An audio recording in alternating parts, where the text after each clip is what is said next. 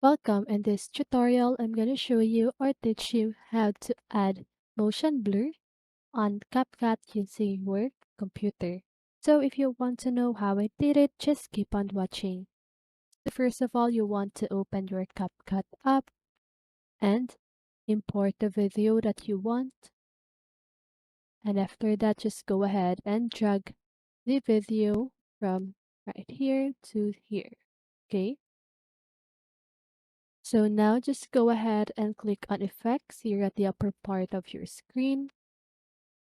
Click on video effects and click on opening and closing.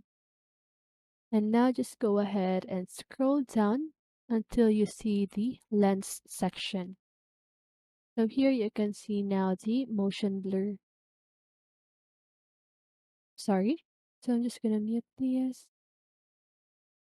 So now just go ahead and click this plus sign at the lower right side of the motion blur.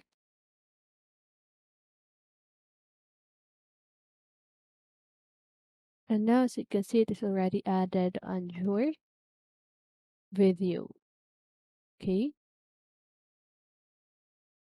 So now just go ahead and adjust the duration of it